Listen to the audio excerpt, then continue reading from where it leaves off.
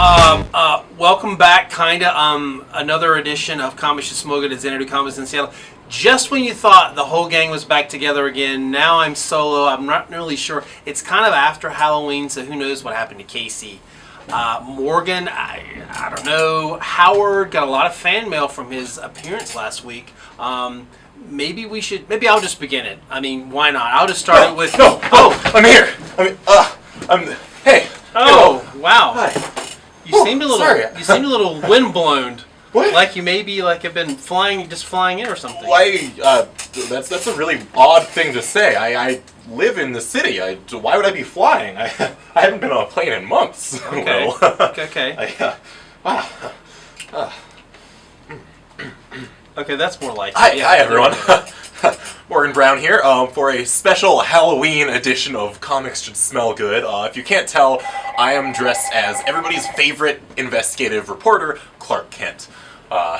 Will, do you have a costume here? I'm in the Jedi Academy. I lost my robe on the way here. Oh, I see. My lightsaber's being tuned up by Yoda right now. Huh? What? I didn't say anything.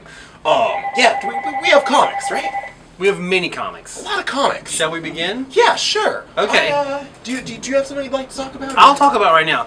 This is probably my great. most anticipated Marvel Legacy book. This is Captain America 695. You know, after about a year and a half of Steve Rogers being a Hydra operative, he's back. There are two Steve Rogers now, but in the wake of Marvel Legacy, Steve Rogers is going cross-country into America's heartland, so to speak, to go on a road to redemption. He's got a great team. This is Mark Waid and Chris Samney, who are an awesome team together. They did Daredevil together. They did an epic run of Black Widow together.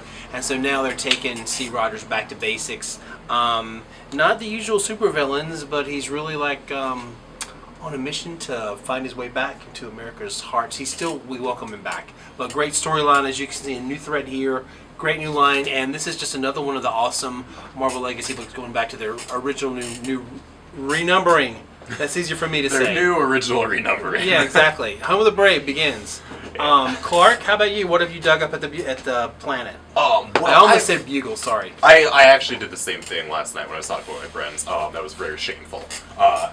I have a DC comic for you here about easily the most iconic superhero at DC, Batman. Oh, wow. This is Batman White Knight #2.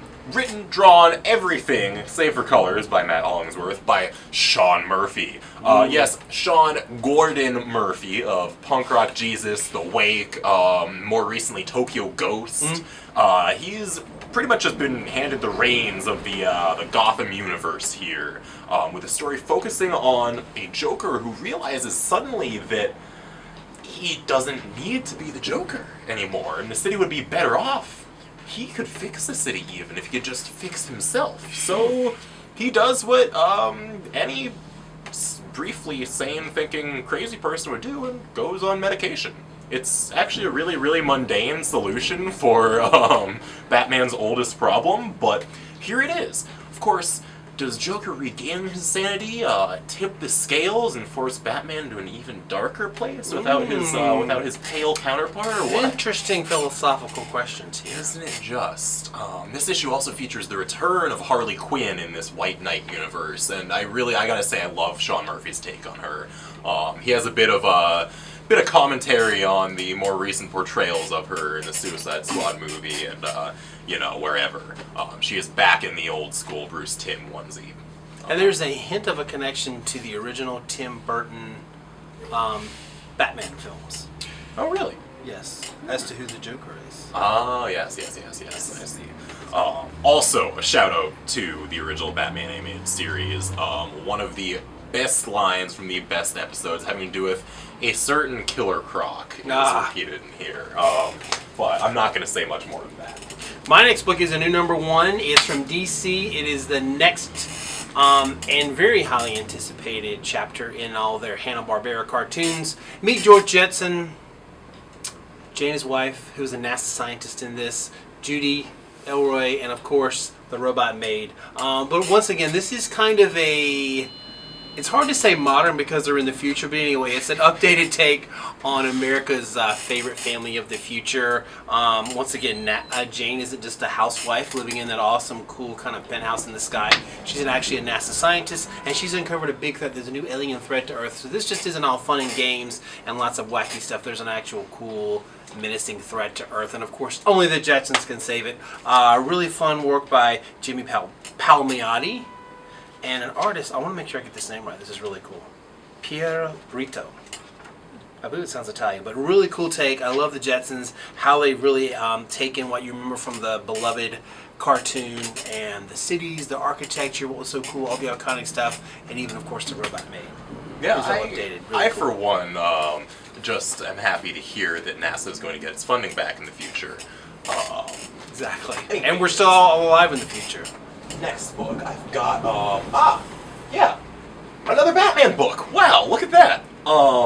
This is a special hardcover project, actually bridging the divide between American comics and Euro comics to bring you Batman the Dark Prince Charming. This is written and drawn and fully painted by artist Enrico Marini, a very, very prolific Italian comics artist. Did a lot of work that appeared in Heavy Metal. His strip Gypsy the Wandering Star actually appeared in the 90s, which I've been reading lately from a bunch of issues that Casey gave me. He had a very manga-influenced style there, but he kind of shifts over the years, more recently in the Scorpion series that we've had in stock for years from Cinebook, into this more controlled, almost like if Jill Thompson and Eduardo Rizzo had a baby, an art baby, you know? With this really great, look at this, watercolor art here. It's super solid. He's got his own takes on Joker, Catwoman, a really cool Killer Croc. This is like Croc's week, suddenly. It is. Every week Croc Croc's is having week a in my moment. heart. But yeah, this is a really sweet hardcover edition. Only $13 for a complete, half of a story. This is number 1 of 2. But it is a graphic novel. So it's almost like you're buying the first movie here, and then you get the second movie whenever the next one comes out, because those next European summer, guys like to maybe take their time. Exactly. But yeah, it looks fantastic. It's got a good pull quote from Jim Lee. Everyone's behind this one. And it's Batman. My next pick is the latest chapter of Astonishing X-Men. If you remember this, I've often told you the story that Uncanny X-Men 116 was my first comic book ever. And then 117 was Psywar, which showed the first big showdown with Professor X in his first supervillain, which was Amalfarak, the Shadow King. Well, the Shadow King is back. They've been playing this weird game of psychic chess on the astral plane, and so there's a big threat with a team of X-Men on the outside trying to keep everybody safe and save the world while there's a big battle going on, and it looks like someone may have been a fatal pawn in this deadly chess match. And this is Charles Soule. He's been joined by a different artist each time for this chapter of this battle, and this time it's Ramon Rosales is the artist on this one. And so it's Rogue, it's Gambit, it's Bishop, it's Psylocke, it's Archangel, Phantom X, all in this weird twisted, they're all pawns in this game between Shadow King, who's also, if you may not know, he was on the Legion series this year. Really cool what they're doing with Professor X. Not sure where it's leading and what's going to be going on. I think there could be another Resurrection. There's a lot more hinted on the way. We've seen some in Marvel Legacy. We know somebody else famous and fiery is coming back. How's it all connected? We'll see. Yes, we will. And there's a Legion series coming in 2018, so who knows? About that. So this could be a pretty pivotal storyline. All right, I'm going to jump into something spooky here, because after all, it is Halloween. Yes, shockingly enough, we do broadcast this on tape delay, about 24 hours. So it's Halloween, people, okay? It's always Halloween in my heart. There's a lot of things in my heart. But this is an Image Comics #1 from Wes Craig and Toby Cypress, The Gravediggers Union. This is spinning out of a short story from Wes Craig's one-man anthology Black Hand Comics, following the Gravediggers Union. Shocking, I know. Something the title actually comes into play in the comic. It's union of gravediggers who are responsible for keeping supernatural threats at bay. You know, generally just keeping dead people in their graves, making sure they don't pop out. Sometimes that just takes a simple shovel to the head. Sometimes it takes a whole forklift to the head. You know, they're very resourceful gravediggers, those union folks, you know?